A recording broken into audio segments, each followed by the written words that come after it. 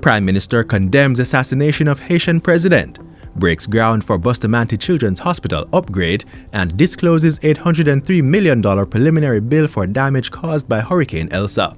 You're watching Jamaica House Weekly. I'm Vaughn Davis.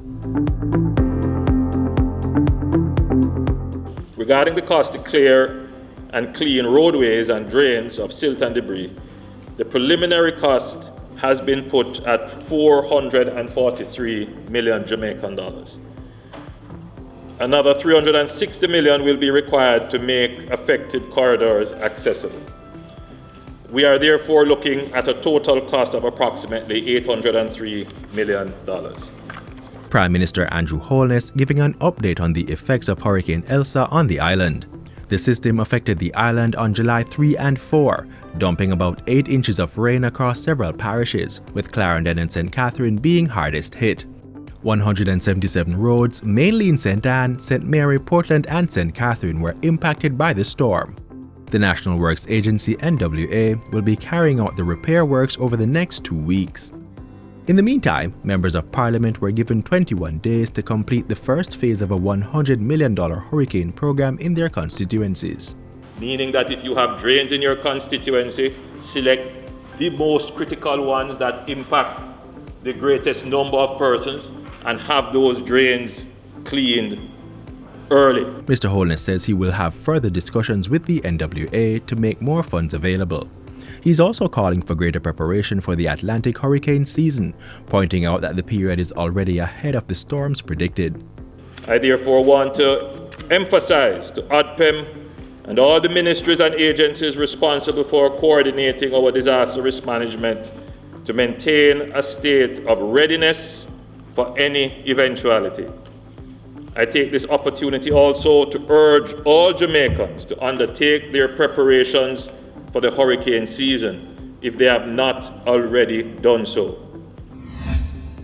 Prime Minister Andrew Holness reacted with shock and condemnation upon hearing of the assassination of Haitian President Jovenel Moïse in Port-au-Prince on Wednesday. We wish for the people of Haiti peace and stability at this time. We continue to monitor the situation and to gather as much information as we can. The Caribbean community agreed to fly all flags at half-mast to pay tribute to member country Haiti. On Wednesday, the Prime Minister joined the Minister of Health and Wellness to break ground for a $120 million upgrade of the Bustamante Hospital for children. The multipurpose building will house a pediatric cardiac ward and overnight parent suite. The project is being undertaken by the National Housing Trust, the National Health Fund, and the Southeast Regional Health Authority. It's part of a master redevelopment plan for the hospital, which includes the addition of 100 beds to the institution.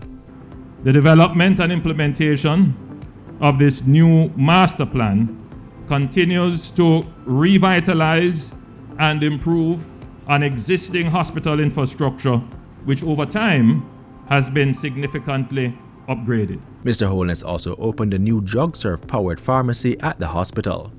The $70 million facility was developed by the National Health Fund. Prime Minister Andrew Holness says the long-awaited report into the strategic review of the National Housing Trust will be debated in the House of Representatives shortly. The report was completed in 2017 and tabled in Parliament shortly after.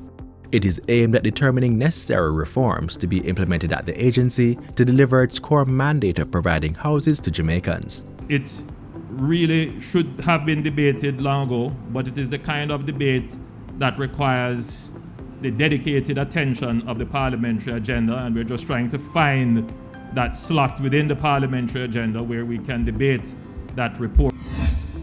By Friday, the Prime Minister was on Spanish Town Road breaking ground for the headquarters of IMCA Jamaica. The $8 million project is being done in partnership with Cygnus Group and is expected to employ 200 persons during the construction phase. Once completed, 82 persons will have permanent jobs. Minister Holness used the occasion to urge greater investment along the Spanish Town Road corridor.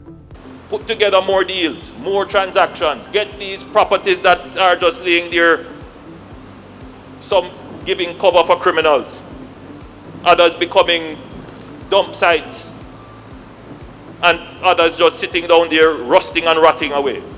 Let's get all those idle properties into meaningful economic activity.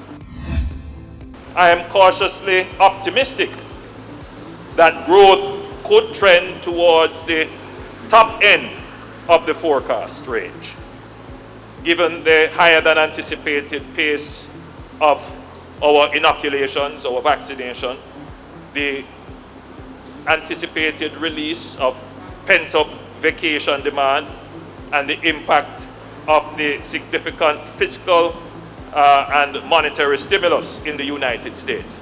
Prime Minister Andrew Holness's confidence comes as the country continues to see an increase in visitor arrivals in recent months.